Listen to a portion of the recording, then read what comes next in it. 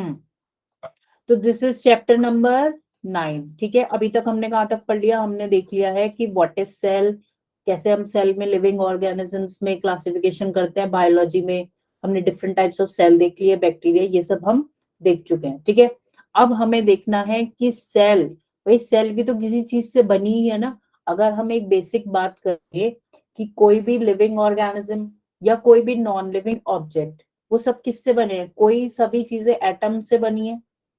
Atom से बन के क्या बनता है? मॉलिक्यूल बन जाता है।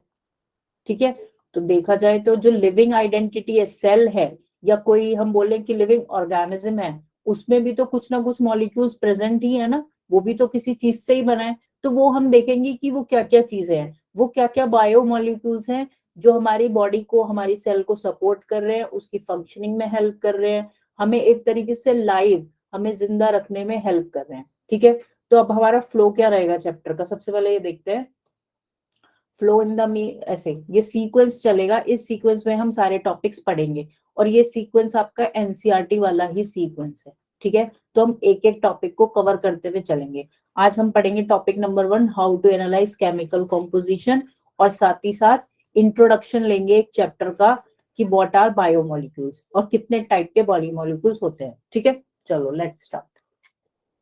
तो सबसे पहले अगर हम देखें बायोमोलिक्यूल्स, हम क्या करते हैं इनिशियली? हम किसी भी वर्ड को ब्रेक करने का ट्राई करते हैं।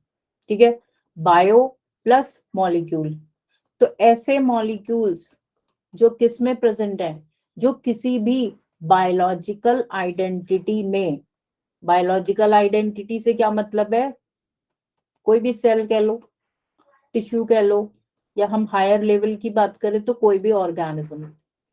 ठीक है, इसमें जो मॉलिक्यूल्स प्रेजेंट हैं वो सभी क्या हैं? वो सभी हमारे बायोमॉलिक्यूल्स हैं। ठीक है, बायोमॉलिक्यूल्स हैं। अभी तक आपको ध्यान होगा तो हमने सेल की बात करी थी। हमने सेल पढ़ा है कि सेल में क्या होते हैं? डिफरेंट टाइप्स ऑफ ऑर्गेनल्स होते हैं। ठीक है, ये न्यूक्लियस हो गया, राइबोसोम्स हो गए, ईआर, गोल्गी, डिफरेंट टाइप के क्या है? माइटोकॉन्ड्रिया। ठीक है, लेकिन इनमें क्या हो रहा है? ऐसा तो नहीं है कि बस चीजें प्रेजेंट है, उनमें कुछ ना कुछ फंक्शनिंग भी तो हो रही है ना। सेल डिवाइड हो रही है, सेल ग्रो कर रही है, हमारी बॉडी ग्रो कर रही है, हमारे अंदर मेटाबॉलिज्म चल रहा है। ठीक है, न्यू प्रोडक्ट्स बन रहे हैं, ओल्ड प्रोडक्ट ब्रेक हो रहे हैं। ठीक है, उससे हमें एनर्जी मिली है। तो ये सब प्रोसेस किससे हो रहे हैं? सेल मेम्ब्रेन के बारे में हमने पढ़ा कि सेल मेम्ब्रेन बनी हुई है, वो क्या कर रही है? प्रोटेक्ट कर रही है। तो वो मेम्ब्रेन किसकी बनी है? तो वो जैसे सब चीजें क्या है? ये सब मॉलिक्यूल्स से बनी है चीजें। मॉलिक्यूल्स में इंटरेक्शन हो रहा है, मेटाबॉलिज्म हो रहा है, केमिकल रिएक्शंस हो रही हैं। उन सब में कौन इन्वॉल्व है? हमने अभी तक पढ़ा था कि भाई मेटाबॉलिज्म होता है, केमिकल रिएक्शंस होती है, उन केमिकल रिएक्शन में कौन इन्वॉल्व है? मॉलिक्यूल से इन्वॉल्व है ना। तो वो मॉलिक्यूल सारे जो किसी भी लिविंग ऑर्गेनिज्म में प्रेजेंट है और क्या कर रहे हैं? डिफरेंट प्रोसेसेस में हेल्प कर रहे हैं सेल की, ऐसे मॉलिक्यूल्स को हम बोलते हैं बायो मॉलिक्यूल्स। ठीक है, समझ आ गया व्हाट इज बायो मॉलिक्यूल? अभी तक हम बोलते थे ना कि भाई सेल वॉल किसका बना है? सेल वॉल हमने बोल दिया सेलुलोज का बना है। ठीक है, या हमने बोल दिया काइटिन का बना है। तो ये सब क्या है? ये सब बायोमोलिक्यूल्स ही हैं। ये क्या है? वेरिएशन है बायोमोलिक्यूल्स के। बायोमोलिक्यूल्स में हम आगे देखेंगे कि डिफरेंट कैटेगरीज हैं कि किस टाइप के हो सकते हैं बायोमोलिक्यूल्स। उनके वेरिएशन होके क्या बने हुए हैं? उन्होंने सेल के कंपाउंड्स बनाए हुए हैं। वही सेल के कंपाउंड्स क्या कर रहे हैं? सेल को चलाने में हेल्प कर रहे हैं, हमारी बॉडी को चलाने में हेल्प कर रहे हैं। ठीक है, दूसरी बात ऐसे समझ लो कि जब सेल डेड हो गई, ठीक है, या हमको बोलते हैं कोई लिविंग ऑर्गेनिज्म, कोई बंदा डेड हो गया। ठीक है, तो उस केस में क्या हो रहा है? उस केस में यही तो हो रहा है ना कि सेल का मेटाबॉलिज्म ही बंद हो गया। मेटाबॉलिज्म बंद हो गया यानी कि मॉलिक्यूल में जो फंक्शनिंग थी वो बंद हो गई। किसी भी रीजन से क्या हो गया? वो चीज बंद हो गई, तो ऑब्वियसली सेल क्या हो गई? डेड हो गई। ठीक है, तो बायोमोलिक्यूल्स का फंक्शन क्या है? सेल की फिजियोलॉजिकल प्रोसेसेस को, फंक्शनिंग को मेंटेन करना। ठीक है, अब बाय द डेफिनेशन अगर हम देखें व्हाट आर बायोमोलिक्यूल्स, तो molecules present in organisms essential किस लिए जरूरी है? टू परफॉर्म वन और मोर बायोलॉजिकल प्रोसेस। जितने भी सेल के अंदर या जितने भी लिविंग ऑर्गेनिज्म के अंदर प्रोसेस हो रहे हैं वो सब कौन कर रहे हैं? वो सब बायोमोलिक्यूल्स की हेल्प से हो रहे हैं। ठीक है, जैसे यहाँ एग्जांपल दिया सेल डिवीजन, मॉर्फोजेनेसिस या फिर डेवलपमेंट। ठीक है, अब कितने टाइप के बायोमोलिक्यूल्स है? अगर हम एक जनरल कैटेगरी देखें तो basically there are 4 types of biomolecules. ठीक है, कितने टाइप के? 4 टाइप के। यहां लिखा है देखो, फर्स्ट हो गया हमारा लिपिड्स। फर्स्ट क्या हो गया हमारा? लिपिड्स। सेकंड हो गए हमारे न्यूक्लिक एसिड्स। थर्ड हो गए कार्बोहाइड्रेट्स। और फोर्थ हो गए प्रोटीन्स। जो भी बायोमोलिक्यूल्स हैं वो सभी इन्हीं कैटेगरी में फॉल करेंगे। जितने भी हम नाम सुनते हैं वो किसी ना किसी कैटेगरी में ही होगा। वेरिएशन हो सकते हैं, लिपिड्स में बहुत सारे वेरिएशन हो सकते हैं, कार्बोहाइड्रेट्स के वेरिएशन होते हैं, प्रोटीन के वेरिएशन, यानी कि बहुत टाइप के हो सकते हैं प्रोटीन, बहुत टाइप के कार्बोहाइड्रेट्स होंगे। लेकिन जो भी बायोमोलिक्यूल होगा वो इन 4 में से किसी एक कैटेगरी में आएगा ही आएगा। ठीक है, इससे बाहर कुछ नहीं है। चलो अब इनका एक बेसिक फंक्शन देखते हैं कि ये करते क्या है। ठीक है, अगर हम लिपिड्स की बात करें तो लिपिड्स बेसिकली स्टोरेज करते हैं एनर्जी का। जो एक्सेस एनर्जी है उसको स्टोर करने में हेल्प करते हैं। जैसे अभी हमने खाना खाया, हमारी बॉडी में एनर्जी, जो भी खाना जो हम खाते हैं बेसिकली क्या होता है? वो कार्बोहाइड्रेट है। मेजर पोर्शन किसका होता है? कार्बोहाइड्रेट का होता है। फिर प्रोटीन्स भी होते हैं, साथ में कुछ फैट अमाउंट भी होता है। ठीक है, लेकिन जो कार्बोहाइड्रेट्स हैं वो क्या दे रहे हैं आपको? इंस्टेंट एनर्जी दे रहे हैं। अगर हम यहाँ देखें तो सोर्स ऑफ एनर्जी डायरेक्ट कौन है? वो कार्बोहाइड्रेट्स है।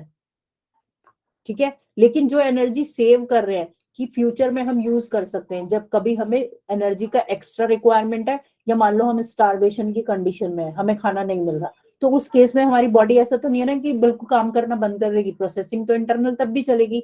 तो वो स्टोरेज कौन करता है? वो लिपिड्स करते हैं। ठीक है, एक्सेस एनर्जी को स्टोर करने का काम कौन कर रहा है? लिपिड्स कर रहे हैं। ये इनका फंक्शन हो गया। न्यूक्लिक एसिड्स की अगर हम बात करें, जस्ट गिव मी एक सेकेंड।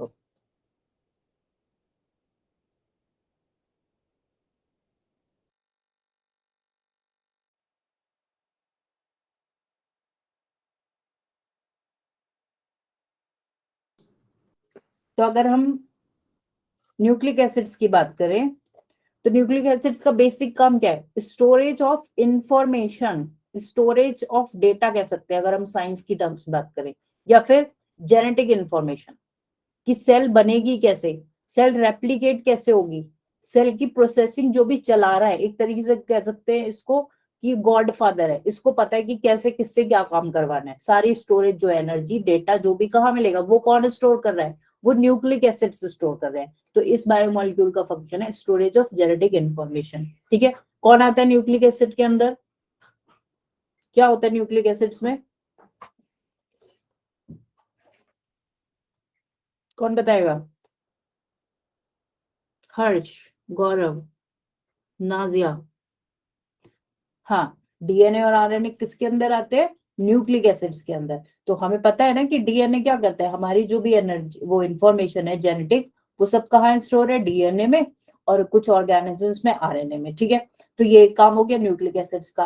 कार्बोहाइड्रेट्स हमने देख लिया, they are the major source of energy. Proteins की अगर हम बात करें तो प्रोटीन्स बेसिकली स्ट्रक्चरल या फिर फंक्शनल सपोर्ट दे रहे हैं किसको? लिविंग सेल को, लिविंग टिश्यू को। ठीक है, स्ट्रक्चरल से क्या मतलब है? वो कुछ स्ट्रक्चर्स का फॉर्मेशन करते हैं। स्ट्रक्चर जैसे कि एंजाइम्स। ठीक है, एंजाइम्स जिसके बने हैं, किसके बने हैं? एंजाइम्स हमेशा प्रोटीन वाले होते हैं। ठीक है, दूसरी बात फंक्शन। फंक्शन क्या? एंजाइम्स का भी एक प्रॉपर फंक्शन है। या फिर हम बोल सकते हैं कि कोलाजन, कोलाजन एक प्रोटीन है, ये भी स्ट्रक्चर में हेल्प करता है। एक हमारी बॉडी के अंदर है केराटिन प्रोटीन। केराटिन होता है ना नेल्स में और हमारे हेयर में। ठीक है, तो ये सब क्या है? ये प्रोटीन्स है, लेकिन ये क्या कर रहे हैं? ये स्ट्रक्चरल सपोर्ट दे रहे हैं इनको, हमारी बॉडी को प्रोटेक्शन दे रहे हैं। ठीक है, और फंक्शनल के केस में हम कह सकते हैं कि एंजाइम्स, एंजाइम क्या कर रहे हैं? केमिकल रिएक्शंस को रन करने में हेल्प कर रहे हैं। ठीक है, हीमोग्लोबिन कह सकते हैं हम, हीमोग्लोबिन क्या कर रहा है? फंक्शनिंग में हेल्प कर रहा है, ऑक्सीजन को कैरी करने में हेल्प कर रहा है। वो क्या है? एक प्रोटीन है। ठीक है, तो ये हमारे क्या कर रहे हैं? स्ट्रक्चर और फंक्शनल। ऐसा नहीं है कि जो ये 4 एग्जाम्पल मैंने लिखे, 4 फंक्शन यही है, इसके अलावा भी और होते हैं, लेकिन जो मेजर फंक्शन है इन चारों के वो यही है। ठीक है, समझ में आ गया यहाँ तक?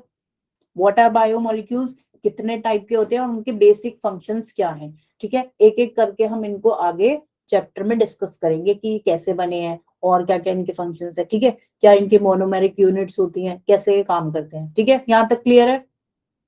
आगे बढ़े, बोलो भाई।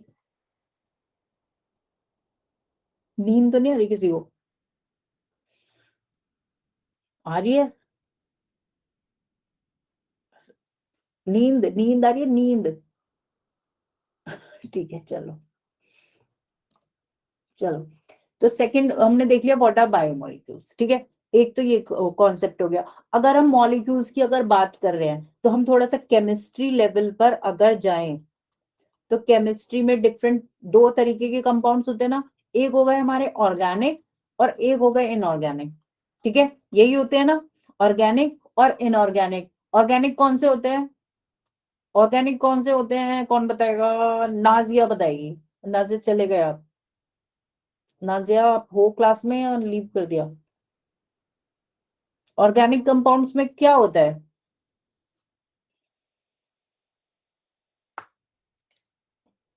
बताओ बताओ बताओ।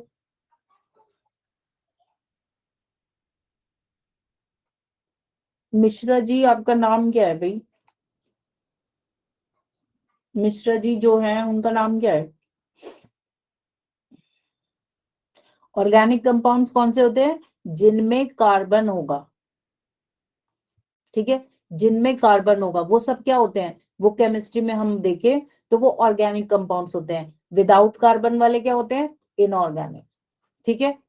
कार्बन के साथ बेसिकली हाइड्रोजन और ऑक्सीजन चलता ही चलता है फ्री फंड में, लेकिन जो बेसिकली कार्बन है उसके बेसिस पे हम बोलते हैं कि carbon containing compounds are organic compounds, ठीक है।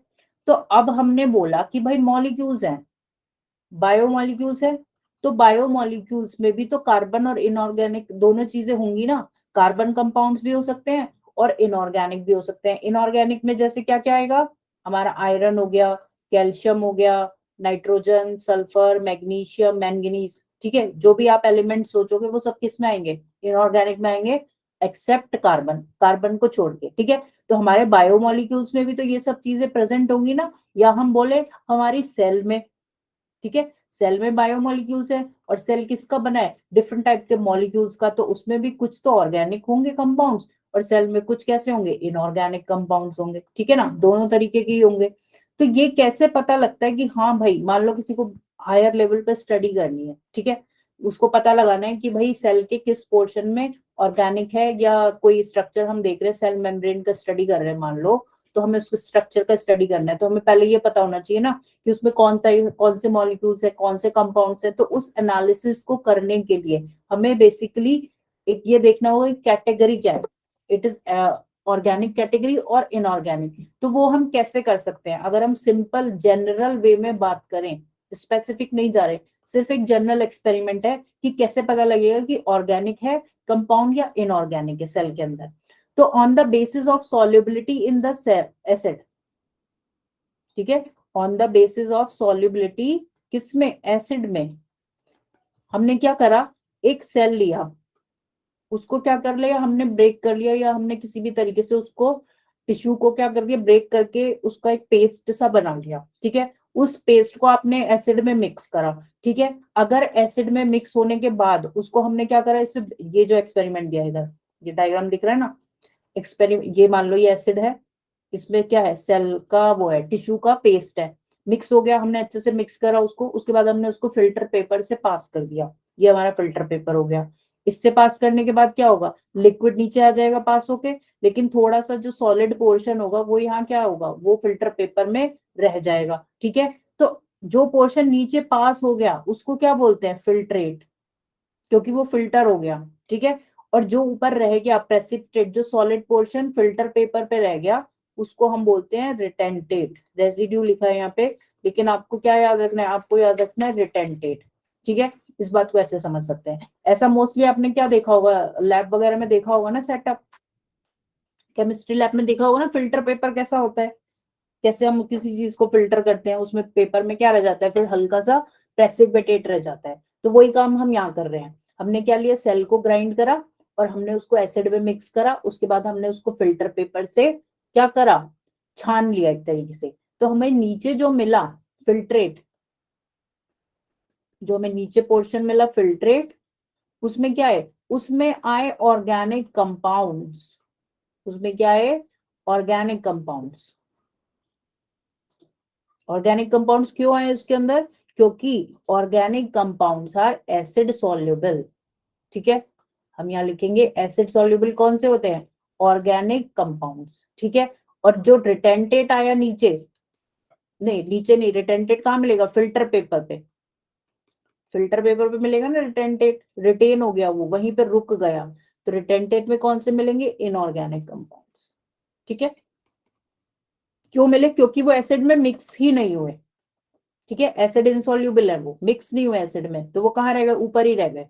इसको आप ऐसे मान सकते हो, एक बीकर लिया हमने, हमने क्या करा, अभी हम एसिड की बात कर रहे थे, हमने उसमें पानी लिया, पानी में क्या था, हमने साथ में ऐड कर दिया शुगर, ठीक है, और एक चीज ऐड कर दी ग्रास, ठीक है, दो चीजें मिक्स कर दी, हमने इसको स्टिर करा, मिलाया, तो शुगर तो क्या होगी, वाटर में डिसॉल्व हो जाएगी, लेकिन ग्रास नहीं होगी। उसके बाद हमने इसको फिल्टर पेपर के थ्रू छान लिया, तो नीचे जो हमें सॉल्यूशन मिलेगा, जो फिल्ट्रेट मिलेगा, उसमें क्या मिलेगा, फिल्ट्रेट में कौन सा पोर्शन होगा, शुगर होगा ना, फिल्ट्रेट में शुगर अपने आप आ जाएगी। लेकिन जो फिल्टर पेपर होगा उसमें रिटेंटेट में क्या होगा, रिटेंटेट में हमें ग्रास मिल जाएगी, क्योंकि वो क्या हुई, वो पानी में डिसॉल्व नहीं हुई, ठीक है। सेम केस यहाँ पे है, जो ऑर्गेनिक कंपाउंड है वो तो एसिड में मिक्स हो गए, तो वो किस में आ गए, वो फिल्ट्रेट में आ गए नीचे, ठीक है, डिसॉल्व होने के बाद।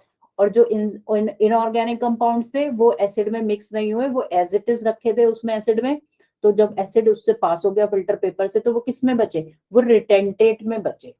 समझ आया, समझ आ गया, एसिड सॉल्युबल इनसॉल्युबल,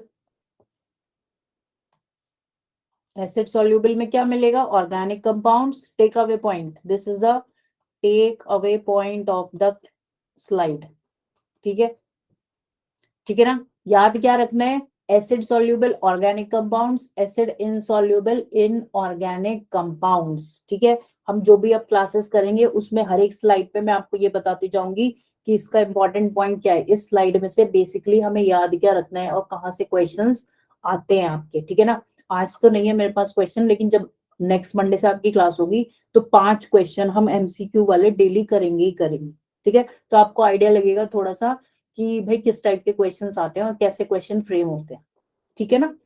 तो ये टेक अवे पॉइंट है कि एसिड सॉल्युबल ऑर्गेनिक और इनऑर्गेनिक से एसिड इनसॉल्युबल, और किस में मिलेंगे, एसिड सॉल्युबल किस में था, फिल्ट्रेट में, और इनसॉल्युबल है रिटेंटेट में, ठीक है। ये दो बातें आपको याद रखनी है।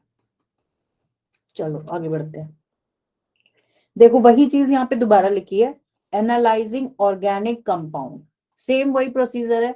हमने क्या लिया, फर्स्ट स्टेप में एक लिविंग टिश्यू लिया, उसको एसिड में मिक्स करा, ग्राइंड करके, ग्राइंड किससे कर रहे हैं, मोर्टार और पेसल, मिक्सी नहीं यूज करनी, मिक्सी नहीं करनी। मोर्टार पेसल कैसा होता है, ऐसा एक कटोरा जैसे अदरक कूटने के लिए होता है ना, ऐसे मूसली भी बोल देते हैं उसको आई थिंक, ऐसे ऐसे करके कूट लिया, उसको पेस्ट बना लिया, और साथ में किससे मिक्स कर दिया, एसिड के साथ, तो ऐसे स्लरी बन गई उसकी। एसिड कौन सा है, कौन सा एसिड है, ट्राइक्लोरो एसिटिक एसिड, एसिड का नाम याद रखना है, trichloro acetic acid, acetic acid का वेरिएशन है जिसमें क्या हो रहा है, एच के, एच को रिप्लेस करके क्लोरीन लग रहा है, ठीक है, trichloro acetic acid plus living tissue, grind कर दिया, क्या बन गई, स्लरी बन गई, ऐसा कुछ बन गया, स्लरी का फॉर्मेशन हो गया, ठीक है। लिविंग टिश्यू क्या हो सकता है, कुछ भी हो सकता है, आप लीफ ले लो, कोई एनिमल सेल ले लो, लिवर की सेल्स बोलते हैं, ले लो, ठीक है, कोई भी एनिमल या लिविंग की प्लांट सेल, ठीक है, उसको स्लरी बनाया, चीज क्लॉथ के थ्रू पास कर दिया, यहाँ फिल्टर पेपर यूज नहीं कर रहे, क्या यूज कर रहे हैं, चीज क्लॉथ, जैसे यहाँ पे ये लगा हुआ है, इसको पास करेंगे तो क्या होगा, नीचे फिल्टर होके नीचे हमें क्या मिल जाएगा, फिल्ट्रेट, दो पोर्शन मिलेंगे ना, फिल्ट्रेट, वही चीज है जो अभी पीछे देखी, फिल्ट्रेट और रिटेंटेट। फिल्ट्रेट में क्या मिलेगा, क्या मिलेगा भाई फिल्ट्रेट में,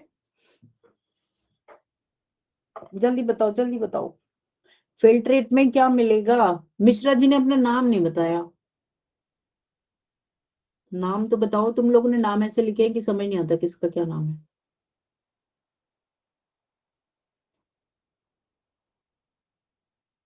ओके राहुल, हर्ष बता रहा है मिश्रा जी का नाम, राहुल खुद क्यों नहीं बता रहा, सो गया क्या, सो तो नहीं गया कोई बच्चा क्लास में। अक्षित का तो जिसका लिखा है वो तो समझ ही आ रहा है, जिसने अलग अलग लिखा हुआ है ना वो नहीं समझ आता, ठीक है। तो आप एक ही स्कूल के हो क्या सभी बच्चे, अच्छा, हर्ष का नाम भी हर्ष नहीं है, ओके गॉट इट, राहुल है आपका। ठीक है ठीक है ठीक है, मिश्रा जी मुझे लगता है लीव कर रहे हैं क्लास, कोई बात नहीं। ठीक है, तो किसने आंसर दिया? Aditi is right. फिल्ट्रेट में क्या मिलेगा? Organic compounds, because they are acid soluble. और रिटेंटेट में हमारा कौन सा पोर्शन रह जाएगा? इनऑर्गेनिक। ठीक है, इतना यहाँ तक सब क्लियर हो गया? ऐसा कुछ बहुत इसमें कुछ एक्सेप्शनल नहीं था, पीछे जो देखा वही चीज दोबारा देख रहे हैं। तो इस स्लाइड में हमें क्या याद रखना है? हमें एसिड का नाम याद रखना है कि कौन सा एसिड है? Trichloro acetic acid. ठीक है, ये याद रखना है। दूसरी बात ये याद रखनी है कि फिल्ट्रेट में क्या मिला? ऑर्गेनिक कंपाउंड्स, क्योंकि फिल्ट्रेट कैसा है? वो एसिड सॉल्युबल पूल था, एसिड सॉल्युबल था, तो एसिड में क्या मिलेगा? ऑर्गेनिक। ठीक है, दो बातें ये वाली हमारी हो गई। ठीक है, समझ आ गया ये? Got it, got it, got it. Rahul, Akshit, Gulab सब, गुलाब सब पेपर कैसा हुआ? रिजल्ट कब आ रहा है? आज तो छुट्टी होगी सबकी शायद, यू थिंक, है ना? रिजल्ट कब आ रहा है भाई? कोई लेट के आराम से तो नहीं देख रहा? ऐसे देखते हो क्या तुम लोग क्लास? बताना जरा। बिल्कुल लेट के आराम से, थोड़े दिन में तो सर्दियां आ जाएंगी तो सब पता चला कि रजाई कंबल ओढ़ के सो रहे हैं और देख रहे हैं जैसे कि टीवी चल रहा हो। ठीक है ना? कोशिश करो थोड़ा सा ना रनिंग नोट्स बना लिया करो। नहीं नहीं, है ऐसे भी बहुत बच्चे हैं। ये तो ऑब्वियसली रात वाली क्लास है तो बच्चे मोस्टली थक भी जाते हो आप। ऐसे देखेंगे थोड़े दिन में बच्चे, ये सामने चल रहा है और लेट गए आराम से देख रहे हैं कि हाँ मैम बोल रही है, अच्छा लोरी सुना रही है, सो जाओ। ठीक है, ये नहीं होना चाहिए। ट्राई करो थोड़ा सा, बैठ आप कहीं भी जाओ कंफर्टेबली, लेकिन थोड़ा सा ना रनिंग नोट्स बना लिया करो। जैसे जैसे मैं लिख रही हूँ आपको लग रहा है जो जो इंपॉर्टेंट पॉइंट है उसको लिखते चलो। साथ साथ लिखोगे ना तो थोड़ा सा ये होता है, थोड़ा माइंड में आपके जाएगा ही, सुन तो आप रहे हो साथ में लिखोगे भी, तो थोड़ा कवर अप चीजें जल्दी हो जाती हैं। ठीक है, और कोई ऑब्जेक्टिव नहीं है बोलने का, बाकी you are free to attend, कैसे भी कर सकते हो आप। ठीक है, चलो उसके बाद देखते हैं इनऑर्गेनिक की बात करते हैं। अगर हमें डायरेक्टली देखना है कि भाई इनऑर्गेनिक कौन से हैं, हमने सेल लिया, सेल का हमें अभी देखा था हमने ऑर्गेनिक का एक्सपेरिमेंट कैसा हो सकता है। अगर हमें देखना है सिर्फ इनऑर्गेनिक कंपाउंड्स, हमें कोई फर्दर एनालिसिस करना है, क्योंकि आप देखो ना यहाँ पे सिर्फ हमें ये पता लग रहा है कि हाँ इस पोर्शन में जो फिल्ट्रेट पोर्शन मिला है इसमें ऑर्गेनिक कंपाउंड्स है, हमें ये नहीं पता लग रहा ना कि कौन सा ऑर्गेनिक कंपाउंड है, ये तो नहीं पता लग रहा। सिर्फ हमें एक जनरल बात पता लग रही है कि हाँ इस पोर्शन में अगर हमें रिसर्च करना है या हमें फर्दर स्टडी करना है तो हमारा जो फिल्ट्रेट वाला पोर्शन है उसको हम स्टडी कर सकते हैं, क्योंकि उसमें क्या है? सिर्फ ऑर्गेनिक कंपाउंड्स हैं। ठीक है, सेम केस यहाँ पे हमें सिर्फ मान लो इनऑर्गेनिक कंपाउंड्स के बारे में पता लगाना है, तो हम उस केस में क्या एक्सपेरिमेंट कर सकते हैं? हमने फिर से एक लिविंग टिश्यू लिया, जैसे इस डायग्राम में आपका बना हुआ है, आप कोई लीफ भी ले सकते हो, ड्राई लीफ। और यहाँ पे जैसे कैरेट का एग्जांपल दिया है, कैरेट को आपने क्या करा? थिन स्लाइसेस काट दिए उसके। ठीक है, थिन स्लाइसेस करने के बाद आपने क्या करा? उसको ड्राई करना पड़ेगा, आपको उसको सुखाना है। आपने उसको ड्राई करा, तो ड्राई करने से क्या होगा? वाटर सारा इवेपोरेट हो गया। ठीक है, ड्राई करने से क्या हुआ? वाटर इवेपोरेट हो गया। अच्छा, आप ही हो क्या अक्षित? तो ये दो दो नाम से ज्वाइन कर रखा है क्या आपने?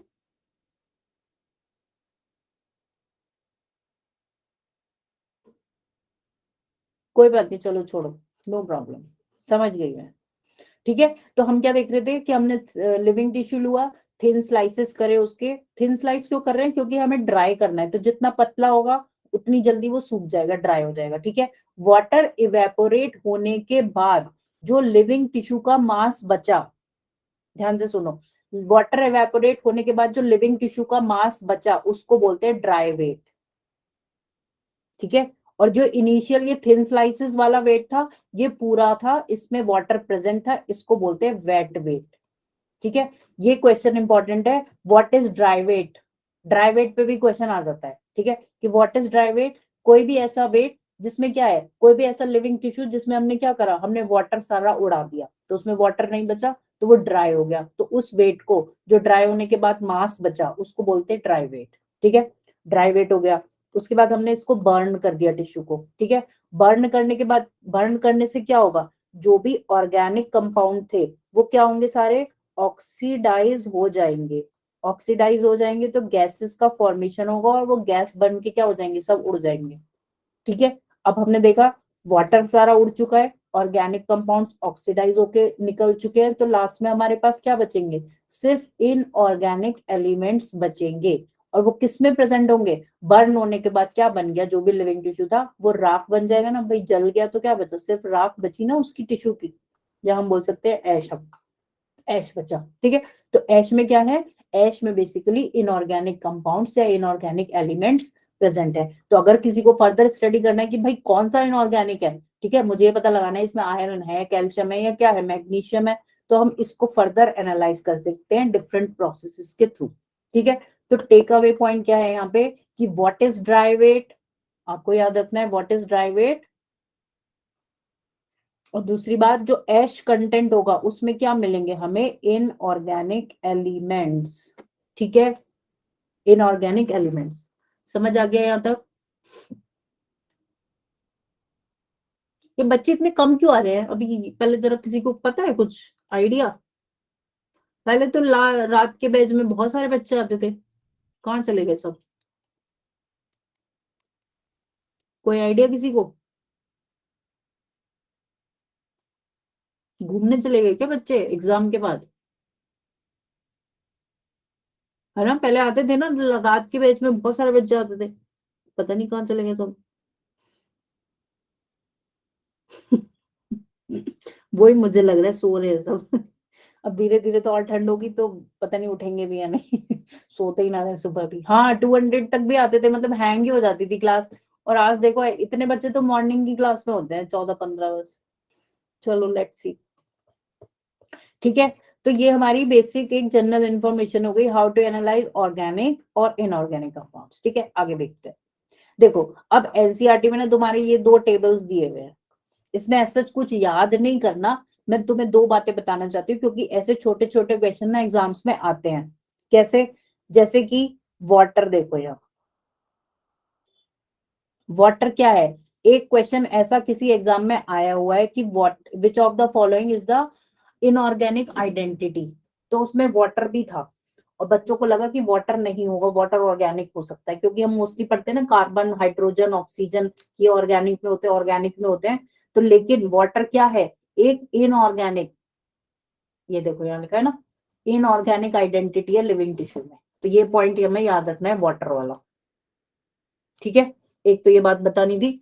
दूसरा यहाँ देखो, इस टेबल में, फर्स्ट वाली टेबल में कुछ याद नहीं करना कि कितना नंबर कहाँ पे, ये दिया हुआ है आपको परसेंटेज ऑफ वेट किसका, डिफरेंट एलिमेंट्स का। ये एलिमेंट लिखे हैं ना, कि अर्थ क्रस्ट में कितने हैं परसेंटेज ऑफ एलिमेंट्स, और ह्यूमन बॉडी में एक कंपैरिजन दिया हुआ है ह्यूमन बॉडी का और अर्थ क्रस्ट का, कि उसमें हाइड्रोजन कितना है, कार्बन ऑक्सीजन डिफरेंट एलिमेंट्स। ठीक है, तो अगर हम यहां तक देखें, सीएचओ की बात करें ऊपर वालों की, तो आप देखो जो ह्यूमन बॉडी में है वो परसेंटेज ज्यादा है in comparison to earth crust. ठीक है, हाइड्रोजन देख लो, कार्बन देख लो, या फिर ऑक्सीजन देख लो, एक ट्रेंड देखना है, नंबर याद नहीं करने। ठीक है, किसमें ज्यादा है carbon hydrogen oxygen, human body में। ठीक है, in comparison to earth crust. लेकिन जब हम इनऑर्गेनिक की बात करें, जैसे सल्फर हो गया, सोडियम, कैल्शियम, ये किसमें ज्यादा है, ये अर्थ के क्रस्ट में ज्यादा है। ठीक है, बस ये बेसिक सी बात याद रखनी है, नंबर फिगर्स याद नहीं रखने।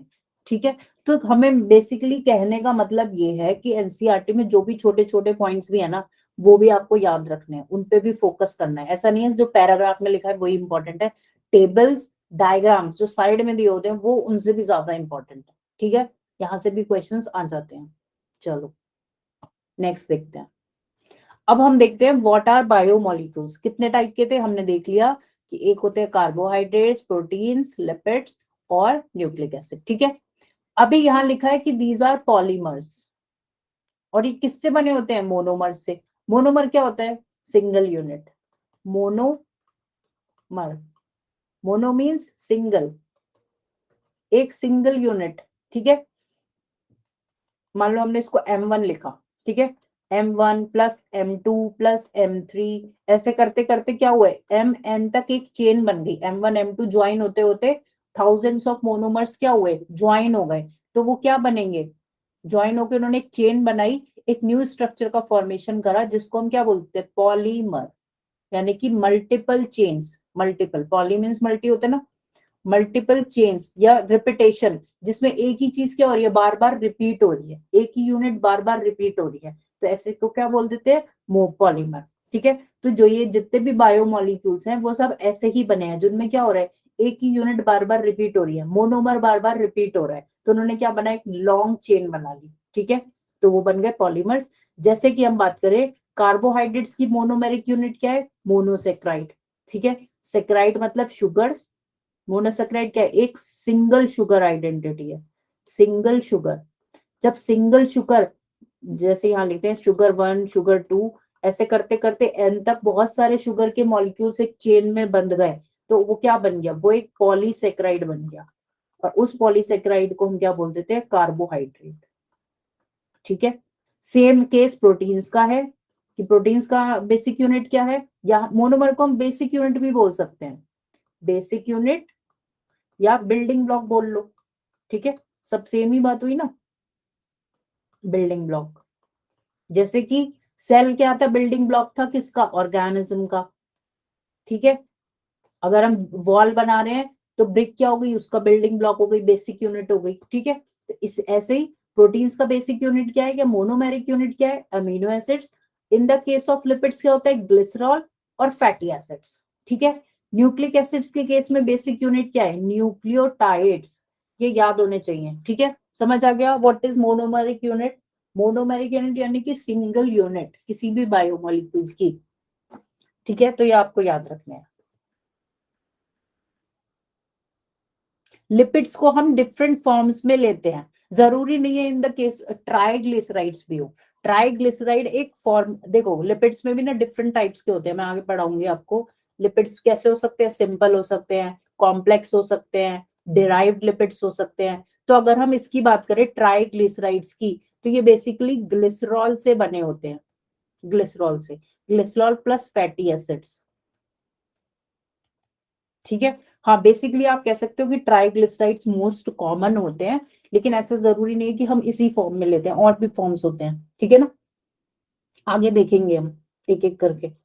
इस स्लाइड में समझ आ गया मोनोमेरिक यूनिट किसकी कौन सी है, वो याद होना चाहिए। ठीक है, प्रोटीन का amino acid, glycerol fatty acid, और न्यूक्लिक एसिड का न्यूक्लियोटाइड्स।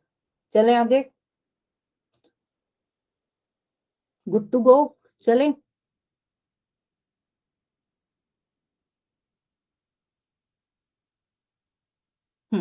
चलो,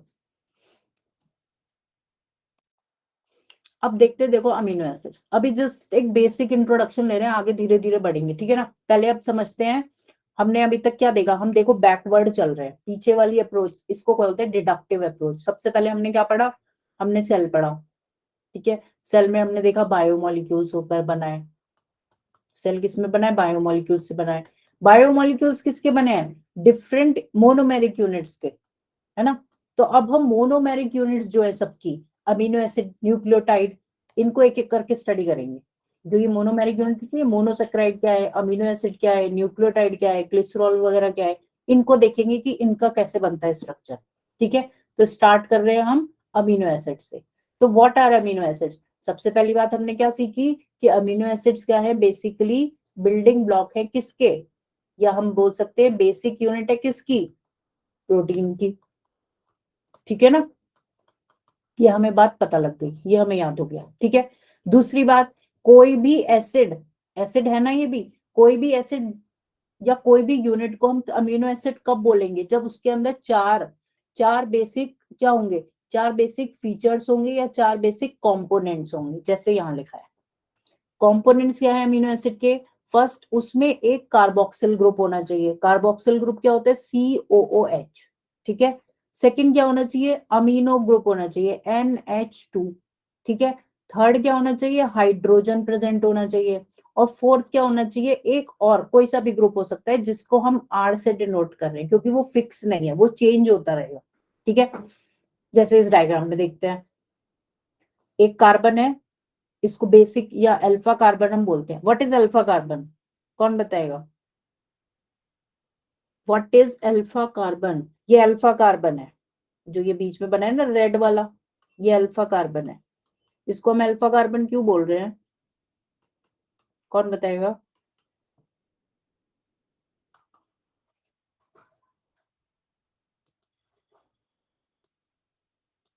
बताओ भाई। अक्षत, अक्षत ही नाम था ना, हाँ। नहीं पता, कोई बात नहीं। हर्ष तुम बताओ। ये हो गया आर, ठीक है। ये जो बीच वाला कार्बन है रेड वाला, ये है अल्फा कार्बन। ये तो केमिस्ट्री में पढ़ा होगा। चलो कोई बात नहीं, ठीक है। अल्फा कार्बन उसको बोलते हैं, जैसे आप केमिस्ट्री में पढ़ रहे हो, कोई भी कंपाउंड है, मुझे एसिड्स के नाम, एसिटिक एसिड ये होता है ना CH3, यही होता है ना शायद, CH3COH, ठीक है। तो ऐसा कार्बन जिससे फंक्शनल ग्रुप अटैच्ड होता है, ठीक है ना, ऐसा कार्बन ये फंक्शनल ग्रुप है। जो फर्स्ट कार्बन फंक्शनल ग्रुप से जो अटैच्ड होता है उसको बोलते हैं अल्फा कार्बन, ठीक है। लंबी चेन हो सकती है और इधर और भी कार्बन हो सकते हैं, लेकिन जो पहला कार्बन फंक्शनल ग्रुप से अटैच्ड होगा उसको बोलते हैं अल्फा कार्बन। उसके बाद ये बीटा हो जाएगा, गामा हो जाएगा, डेल्टा जो भी होगा, ठीक है। तो अल्फा होता है जो फर्स्ट कार्बन है फंक्शनल ग्रुप से अटैच्ड। अब यहाँ पे आप देखो, ये एक फंक्शनल ग्रुप है COH, फंक्शनल ग्रुप है ना COH, कार्बोक्सिल ग्रुप, जो क्या करता है बेसिकल एसिड्स में होता है, ठीक है। एक फंक्शनल ग्रुप NH2 है, ठीक है। NH2 इसको क्या बोलते हैं, अमीनो ग्रुप, NH2, ठीक है। NH2, तो दोनों, आप कार्बन अगर देखो तो कार्बन, ये रेड वाला कार्बन एक फंक्शनल ग्रुप से तो इधर अटैच्ड है कार्बोक्सिल से, COH से, और एक दूसरी तरफ NH2 से अटैच्ड है, इसलिए इसको बोल रहे हैं अल्फा कार्बन। समझ आया what is alpha carbon? Alpha carbon क्यों बोल रहे हैं, क्योंकि ये डायरेक्ट किससे अटैच्ड है, फंक्शनल ग्रुप से। एक तरफ इसके क्या लगा हुआ है COH, और एक तरफ क्या लगा हुआ है NH2, ठीक है। तीसरा क्या है, अभी हमने देखा, तो ये तो अल्फा कार्बन की बात हो गई। दूसरी बात हम कर रहे थे कि अमीनो एसिड्स में क्या होते हैं, बेसिकली 4 आइडेंटिटी होनी ही होनी चाहिए। इसमें क्या होना चाहिए, एक होना चाहिए अल्फा कार्बन, और अल्फा कार्बन से अब ये अल्फा कार्बन हो गया ना, अल्फा कार्बन से COH कार्बोक्सिल ग्रुप, NH2 और हाइड्रोजन अटैच होने चाहिए, ठीक है। जब ये 3 कंडीशन फुलफिल होंगी, अल्फा कार्बन से COH, अमीनो ग्रुप और हाइड्रोजन अटैच होंगे, तभी उस आइडेंटिटी को हम अमीनो एसिड बोलेंगे। आई बात समझ में? ऐसा नहीं हो सकता, मान लो कंपोनेंट्स तो हैं लेकिन ये ऐसे थे, मान लो ये ऐसा था, तो ये क्या अमीनो एसिड होगा, बताओ। जो ये मैंने ग्रीन वाला बनाया है, क्या ये अमीनो एसिड होगा? इसमें भी कार्बोक्सिल ग्रुप है, अमीनो ग्रुप है, हाइड्रोजन भी है और आर भी है, लेकिन ये नहीं होगा। क्यों नहीं होगा? क्योंकि इसमें अमीनो ग्रुप जो है वो किस पे अटैच्ड है, वो बीटा कार्बन पे चला गया, वो अल्फा पे नहीं है, दूसरे कार्बन पे वो शिफ्ट हो गया ना, ये खिसक गया।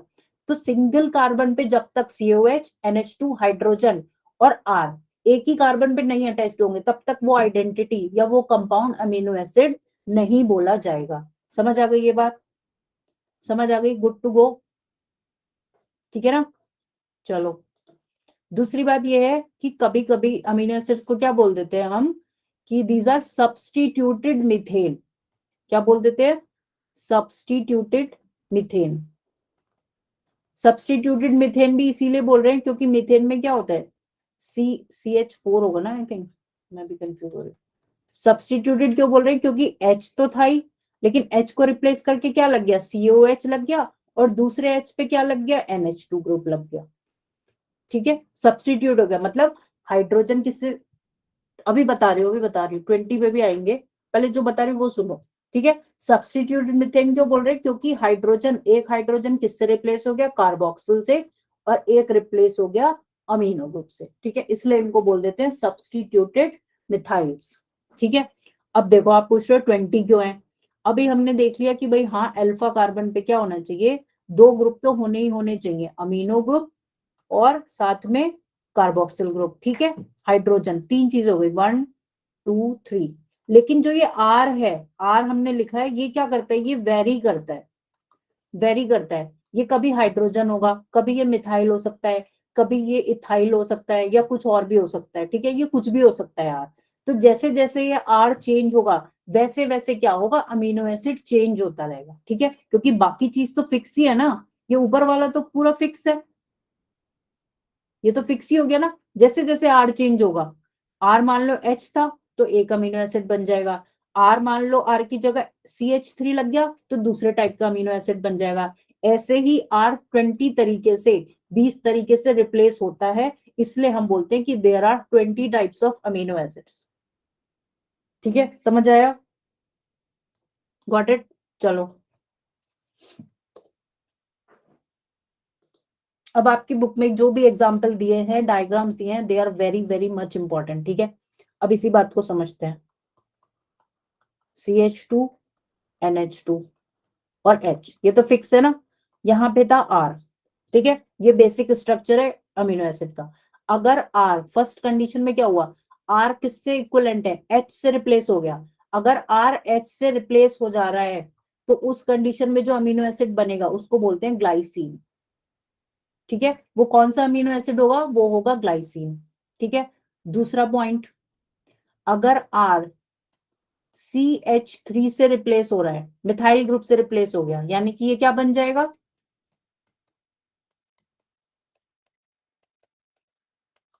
ऐसा बन जाएगा ना, ये जब मिथाइल से रिप्लेस होगा। और ग्लाइसिन कैसा बन जाएगा, COOH, H, NH2 और H, ठीक है, तो ऐसा बन जाएगा। तो अगर CH3 से रिप्लेस हो रहा है तो उस अमीनो एसिड का क्या नाम है, उसका नाम है एलानिन, ठीक है। ये नाम इसलिए लिख रही हूं क्योंकि ये याद करने हैं आपको भी। अगर R CH2OH से रिप्लेस हो गया तो आप समझ ही गए क्या बनेगा, ठीक है ना। नीचे क्या आ जाएगा, R की जगह CH2OH। तो जिस जिस ग्रुप मतलब जिस अमीनो एसिड में R CH2OH होता है उसको क्या बोलते हैं हम, वो होता है सीरीन अमीनो एसिड। तो बेसिकली हमने क्या देखा, हमने 3 अमीनो एसिड्स के स्ट्रक्चर देख लिए हैं, ग्लाइसिन, एलानिन और सीरीन, ठीक है। ग्लाइसिन को हम बोलते हैं simplest amino acid, simplest amino acid. Simplest क्यों बोल रहे हैं, क्योंकि इसमें आर किससे रिप्लेस हो रहा है, एच से। एच से ज्यादा, हाइड्रोजन से ज्यादा सिंपल ग्रुप तो कोई हो ही नहीं सकता ना, इसलिए glycine is the simplest amino acid. Clear है, समझ आ गया। अब रही स्ट्रक्चर्स की बात, तो ये तीनों आपकी बुक में दिए हुए हैं, तो ये 3 स्ट्रक्चर आपको तीनों अमीनो एसिड्स के याद होने चाहिए। ऐसा क्वेश्चन आ सकता है कि भाई स्ट्रक्चर बन के आ गया और आपको बताना है कि ये कौन सा अमीनो एसिड है, ठीक है। NH2, समझ आ गया ना। और ग्लाइसिन क्या है हमारा, सिंपलेस्ट अमीनो एसिड, क्योंकि उसमें आर की जगह क्या आ रहा है, सिंपली एच आ जाता है, ठीक है। चलो, तो ये हो गई दूसरी बात।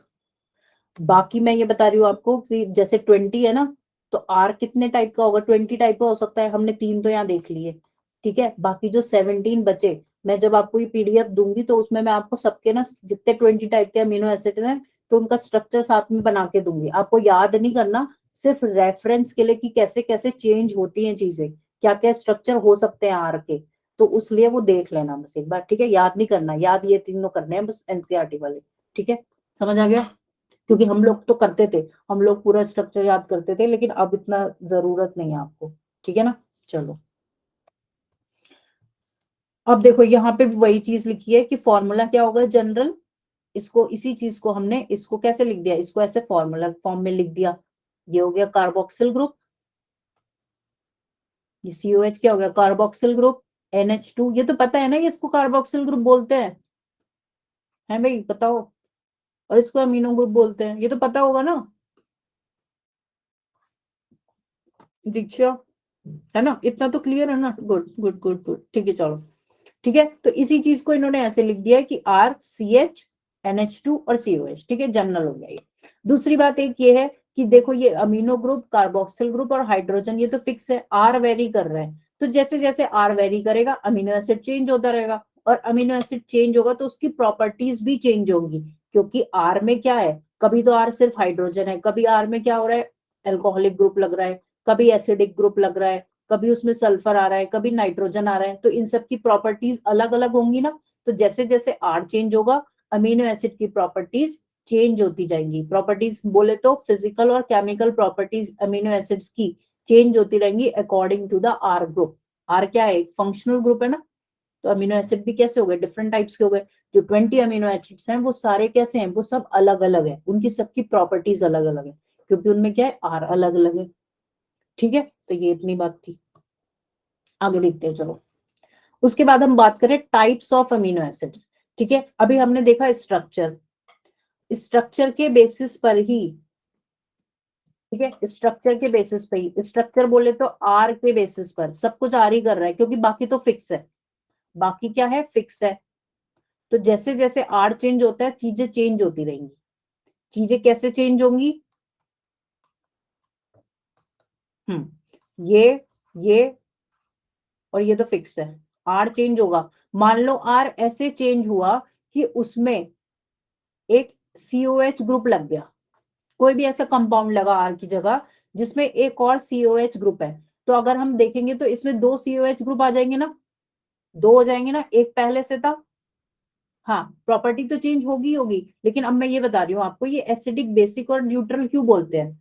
जो अमीनो एसिड्स है ना, वो बहुत तरीके से डिवाइडेड है, एसिडिक, बेसिक, न्यूट्रल, एरोमेटिक, और पोलैरिटी के बेसिस पे, ठीक है, इसेंशियल और नॉन इसेंशियल के बेसिस पे। ठीक है, तो ये चीज हम देख रहे हैं, प्रॉपर्टी चेंज हो गया, आपने सही बताया। लेकिन प्रॉपर्टी चेंज हो रही है किस वजह से, क्योंकि देखो RCOH वाला ग्रुप लगा एक कोई, ठीक है, तो इसमें 2 COH हो जाएंगे ना, एक पहले से था और एक आर ने लगा दिया।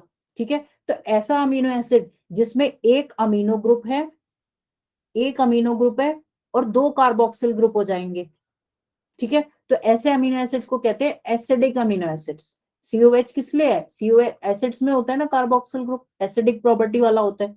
ठीक है, तो एक एक अमीनो, एक एक अमीनो और कार्बोक्सिल ग्रुप पहले से था, लेकिन अगर आर की वजह से एक और कार्बोक्सिल ग्रुप अमीनो एसिड में आ जाता है, तो वो अमीनो एसिड कैसा हो जाता है, वो एसिडिक हो जाता है, उसको हम बोलेंगे एसिडिक अमीनो एसिड, जैसे कि ग्लूटामिक एसिड और एस्पार्टिक एसिड। ठीक है, ये 2 एग्जाम्पल है, याद रखने।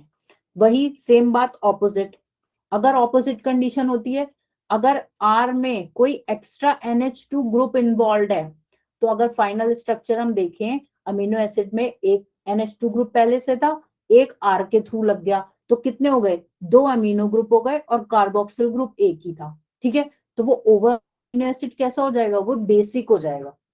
NH2 क्या होता है, NH2 बेसिक होता है ना, अमीनो ग्रुप इज बेसिक। ठीक है, और COH एसिडिक होता है, तो वो कैसा अमीनो एसिड हो जाएगा, बेसिक हो जाएगा, क्योंकि उसमें अमीनो ग्रुप्स कितने हो गए, 2 हो गए। जब तक एक एक था, जैसे कि इस केस में एक NH2 था, इस केस में एक NH2 है, एक COH है, तो बैलेंस हो रहा है, एसिडिक और बेसिक प्रॉपर्टी कैसी हो रही है, बैलेंस हो रही है। तो उस कंडीशन को हम बोलते हैं न्यूट्रल अमीनो एसिड्स, जिसमें क्या है, 1 अमीनो ग्रुप है और 1 कार्बोक्सिल ग्रुप है, आर के थ्रू कुछ भी एक्स्ट्रा नहीं आया। ठीक है, तो ऐसे अमीनो एसिड्स को बोलते हैं न्यूट्रल। समझ आ गया what is basic, acidic, neutral कैसे बोल रहे हैं, समझ आ गया, कोई कंफ्यूजन।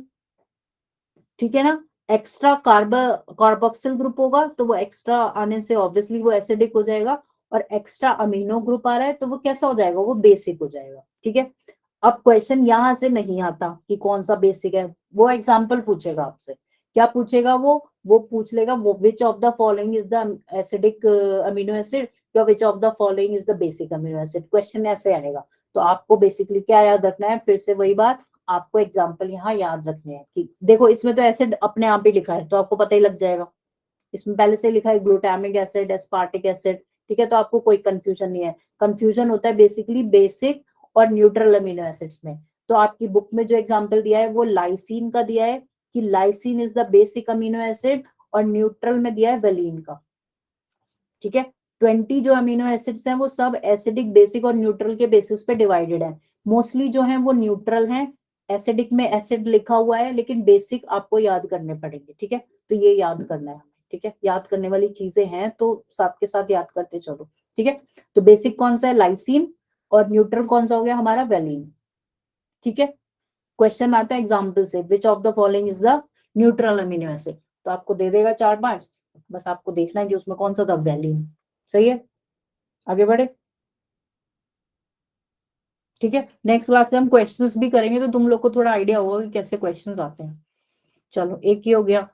दूसरा, अमीनो एसिड्स कैसे डिवाइडेड है, on the basis of availability, या हमारी बॉडी में सिंथेसिस हो रहा है या नहीं हो रहा। ठीक है। कुछ अमीनो एसिड्स ऐसे हैं जो हमारी बॉडी क्या करती है, अपने आप सिंथेसाइज कर लेती है। अपने आप कैसे कर लेगी, different chemical reactions, metabolic reactions, ठीक है। जो भी मेटाबॉलिक रिएक्शंस होती है उनमें क्या होता है, कुछ कंपाउंड बन रहे हैं, कुछ ब्रेक हो रहे हैं, बाई प्रोडक्ट्स निकल रहे हैं। उन बाई प्रोडक्ट्स से क्या होता है, वो डिफरेंट चेन में जाके डिफरेंट उसमें केमिकल रिएक्शन में जाके बाई प्रोडक्ट्स एक न्यू प्रोडक्ट बना लेते हैं, ठीक है। तो इसी बेसिस पे क्या है, कुछ अमीनो एसिड्स ऐसे हैं जो हमारी बॉडी अपने आप बना ले रही है, ठीक है। उनको क्या बोलते हैं, नॉन एसेंशियल। यहाँ कंफ्यूज नहीं होना, जो अपने आप बन रहे हैं वो है नॉन एसेंशियल, क्योंकि वो हमें बाहर से लेने की जरूरत नहीं है, ठीक है। यहाँ पे कंफ्यूजन हो जाता है लोगों को, बच्चों को लगता है कि इसेंशियल है क्योंकि ये हमारे अपने अंदर बॉडी में बन रहा है। नहीं, ऑन द बेसिस ऑफ कि हमें बाहर से लेना है या नहीं लेना, हमें फूड के थ्रू वो चीज चाहिए या नहीं चाहिए। तो नॉन इसेंशियल क्यों है, क्योंकि हमें बाहर से नहीं चाहिए, हमारी बॉडी में वो अपने आप सिंथेसाइज हो रहे हैं, ठीक है।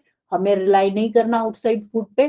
कैसे कैसे बन रहे हैं, प्रोटीन का ब्रेकडाउन, या हम कह सकते हैं मेटाबॉलिक रिएक्शंस के थ्रू, ठीक है। यहाँ पे भी देखो फिर एग्जाम्पल्स आ गए, ये दो चार एग्जाम्पल आपको याद रखनी है, ठीक है। दूसरे हो गए इजेंशियल।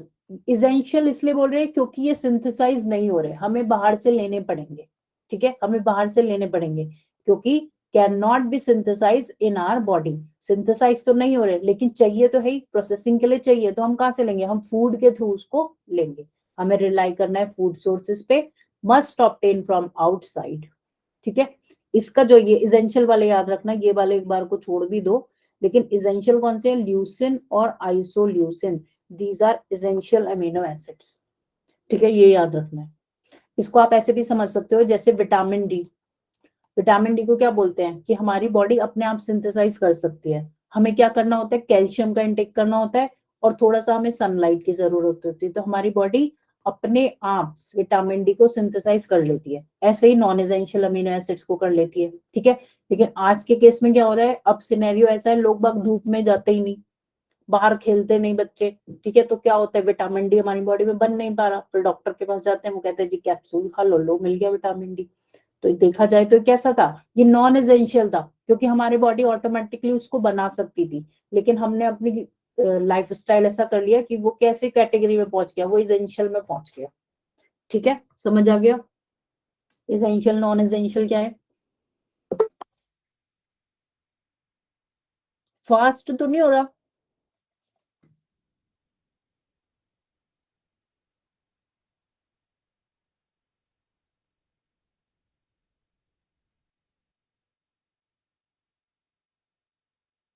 ठीक है।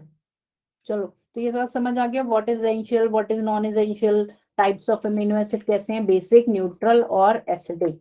अब ट्राई ये करना कि जो जो तुम्हारे ये स्कूल में पढ़ा दिया ये चैप्टर, किसमें कंफ्यूजन है पूछ लो, पूछ लो पूछ लो। स्कूल में पढ़ा दिया ये वाला चैप्टर। देखो एक बार में ना एग्जाम्पल याद नहीं होंगे, पहले तुम कैटेगरीज याद करो, एक एक करके याद होगा, ऐसे एक बार में तो नहीं होगा। नहीं पढ़ाया ना अभी, तो अभी देखो आप थोड़ा सा समझ आ गया होगा, अपने आप थोड़ा सा पढ़ो, एक एक करके चीजें याद भी हो जाएंगी, एक दिन में नहीं होता कुछ भी, धीरे धीरे रिविजन इज मस्ट। आज कुछ अब 1 घंटे की क्लास में कुछ 5 बातें तो याद रहेंगी ही रहेंगी ना। हाँ शुरू हो गया मतलब ठीक है, पढ़ाना शुरू कर दिया ना, तो वहां भी रिवाइज होगा। आप यहाँ भी पढ़ रहे हो, थोड़ा सा अपने आप भी पढ़ोगे, तो चीजें ऐसी करते करते क्लियर हो जाएंगी। अच्छा, सेल साइकिल पे पहुंच गए, ओके। एक दिन में तो नहीं होती चीजें, लेकिन यह है कि अगर चार चार बातें भी रोज याद हो रही हैं तो आपका धीरे धीरे सारा कवर हो जाएगा, ठीक है ना। और ट्राई करो कि अपने नोट्स बना लो, नोट्स बनाना इज इम्पोर्टेंट। अपने नोट्स से याद होगा, आपको स्लाइड मिल जाए, पीडीएफ मिल जाए, कुछ भी मिल जाए, जब तक अपना लिखा हुआ नहीं पढ़ते ना कि हाँ मैंने यहाँ पे ये चीज लिखी थी, वो तब तक याद नहीं होगा। चलो, लास्ट में कराएंगे, अच्छा ऐसा भी होता है क्या, चलो कोई बात नहीं, हम तो कर ही लेते हैं ना यहाँ पे। देखो अब ये लास्ट टॉपिक देख लेते हैं, व्हाट इज ज्विटर आयन, ठीक है। अब ज्विटर आयन क्या है, आपने केमिस्ट्री में मे भी पढ़ा हो, ज्विटर आयन, ठीक है। मोस्टली हम देखते हैं कि मान लो ये कैल्शियम था, वो कैल्शियम कह रहे हो क्या है, ये क्लोरीन, कैल्शियम में पॉजिटिव चार्ज है, ठीक है। मान लो हमने लिखा कैल्शियम कार्बोनेट, तो इसमें क्या हो जाता है, इस पे तो नहीं होगा, कार्बोनेट पे नेगेटिव होगा, ठीक है ना, कार्बोनेट पे नेगेटिव। तो ये जैसे ये आयंस है, ये पॉजिटिव, ये नेगेटिव आयन हो गया, ये पॉजिटिव हो गया, ये नेगेटिव हो गया, Na+ क्या हो गया, पॉजिटिव आयन हो गया। तो हम मोस्टली देखते हैं कि जो भी आयन होते हैं या तो उसमें पॉजिटिव चार्ज होगा या उसमें नेगेटिव चार्ज होगा। लेकिन कुछ कंपाउंड्स ऐसे हैं जिनमें क्या होता है, एक ही साथ एक ही कंपाउंड में पॉजिटिव और नेगेटिव चार्ज या नेगेटिव आयन एक साथ आ जाते हैं, उसको बोलते हैं ज्विटर आयन। ठीक है, नेगेटिव और पॉजिटिव आयन या चार्ज एक ही साथ प्रेजेंट होंगे एक ही कंपाउंड में। ठीक है, उस कंडीशन को हम बोल देते हैं ज्विटर आयन। ठीक है, ज्विटर आयन। ठीक है, molecule that contains both positive and negative charge. ठीक है, नहीं तो हम मोस्टली देखते हैं या तो पॉजिटिव होगा या नेगेटिव होगा। तो ये कंडीशन किस में आती है, जैसे देखो यहाँ बी वाला बना है, ये बी बना है, इसमें NH2 पे क्या है, पॉजिटिव चार्ज है, और COF पे क्या है, नेगेटिव चार्ज है। तो ये ज्विटर आयन है, ये क्या है, ज्विटर आयन है। इसमें पॉजिटिव और नेगेटिव इक्वली है ना, 1 पॉजिटिव है और 1 नेगेटिव है। तो बेसिकली देखा जाए तो ये कैंसिल सा हो रहा है। ठीक है, ये कैसा हो गया, ये न्यूट्रल हो गया, न्यूट्रल कंडीशन हो गई ना, तो इसको बोल रहे हैं हम ज्विटर आयन। ये कोई फिक्स नहीं होता, ये इतना स्टेबल भी नहीं है, ये इंटरमीडिएट है। जो ज्विटर आयन फॉर्म होती है ये इंटरमीडिएट होती है। इंटरमीडिएट पता है ना, ये जो हम ऐसे सिंबल ये वाला लगाते हैं, ऐसे वाला, इसका मतलब क्या होता है केमिस्ट्री में, ये कन्वर्टेबल है, कभी ये बी से सी में चला जाएगा, कभी ये ए से बी में चला जाएगा। ये क्या है, ये ए बी सी फॉर्म क्या है, एक दूसरे में इंटर कन्वर्टेबल है। ऐसा नहीं है कि ये एंड प्रोडक्ट है, ये इंटरमीडिएट्स हैं, कभी ये इस फॉर्म में चेंज होगा, कभी ये इस फॉर्म में चेंज होगा। तो जो कंडीशन एक ऐसी मिलेगी हमें किसी एक पॉइंट पे, किसी एक पीएच पे, जिसमें क्या होगा, पॉजिटिव चार्ज भी होगा और नेगेटिव चार्ज भी होगा, तो उस कंडीशन को, उस कंपाउंड को या उस फॉर्म को हम बोलते हैं ज्विटर आयन। ठीक है, तो ज्विटर आयन बेसिकली कब बनता है, जब बनता है इसको बोलते हैं आइसो इलेक्ट्रिक पॉइंट। जिस पॉइंट पे बनेगा उसको बोलते हैं आइसो इलेक्ट्रिक पॉइंट, या जिस पीएच पर बनेगा, ठीक है ना, उसको बोलते हैं iso electric pH. Iso electric pH, ठीक है, उसको बोलते हैं आइसो इलेक्ट्रिक पीएच। यानी कि आप ऐसे मान लो कि हमारे पास कोई सॉल्यूशन था और उसमें हमने कुछ मिक्स करा, तो हमारा जो अमीनो एसिड है, बेसिकली क्या होता है, अमीनो एसिड शो करते हैं ज्विटर आयनिक कंडीशन। क्यों कर रहे हैं, क्योंकि इनके पास देखो COH भी है और NH2 है, COOH ग्रुप है और एक NH2 है। तो ठीक है, COH की टेंडेंसी क्या है कि ये H को डोनेट करेगा, और H प्रोटोन निकल के कहां से, यहां से निकल के NH2 पे जाके लग जाएगा। तो यहाँ पे क्या हो जाएगा, नेगेटिव हो जाएगा, और यहाँ पे एक एक्स्ट्रा प्रोटोन आएगा, तो यहाँ पे पॉजिटिव चार्ज हो जाएगा। क्योंकि इसमें दोनों एसिडिक और बेसिक ग्रुप एक साथ प्रेजेंट है अमीनो एसिड के अंदर, तो ये ज्विटर आयन कंडीशन, ये ज्विटर आयन फॉर्म कर सकता है। ठीक है, चेंजेबल भी लिख सकते हो आप। ठीक है, तो ये यही दिखा रहा है यहाँ पे कि ये, लेकिन ये एकदम से नहीं होगा, हर टाइम नहीं होगा, कोई ऐसा पॉइंट होगा, कोई ऐसी पीएच होगी। मान लो एक अमीनो एसिड था, उसकी पीएच 7.6 के अराउंड आई, और उस पीएच पे इस अमीनो एसिड की प्रॉपर्टी ये है कि वो एक प्रोटीन डोनेट करेगा, और अमीनो ग्रुप क्या करेगा, उसको प्रोटोन ले लेगा। तो उसमें क्या होगा, 7.6 पीएच जैसे ही आएगी उस सॉल्यूशन के अंदर या कंपाउंड के अंदर, तो क्या होगा, ज्विटर आयन का फॉर्मेशन हो जाएगा। ठीक है, तो ये फिक्स नहीं होता कि सबका 7.6 पे होगा, ये वेरी करता है amino acid to amino acid और कंडीशन टू कंडीशन।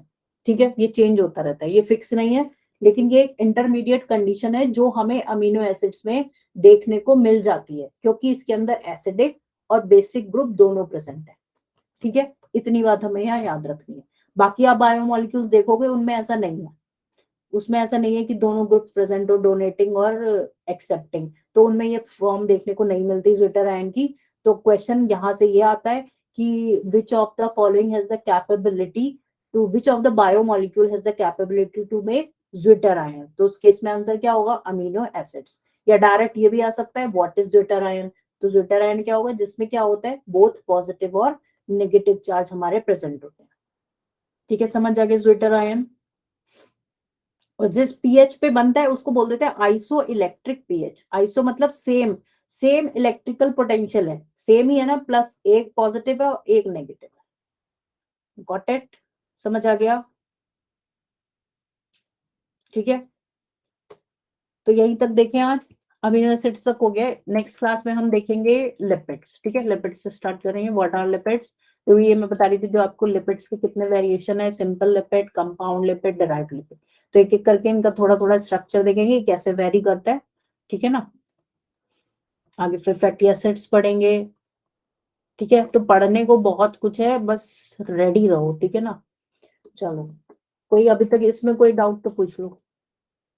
चीजें समझ में आ गई और ट्राई करोगे यार, नोट्स बनाते रहो, नहीं तो पता है लास्ट में क्या होगा, इतना सारा इकट्ठा हो जाएगा और फिर लगता है कि यार कैसे करें, फिर नहीं हो पाएगा, ठीक है ना। समझ आ गया सबको? एंड करें सेशन, कोई प्रॉब्लम? टेस्ट के बारे में पता है ना सभी को? दोबारा से पूछ लेती हूँ, कोई बच्चा ऐसा तो नहीं है जिसको टेस्ट के बारे में नहीं पता? 13 को टेस्ट है आपका, ठीक है ना।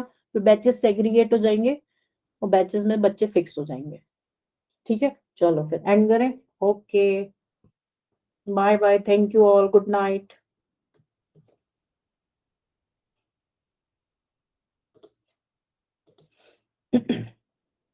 Good night everyone.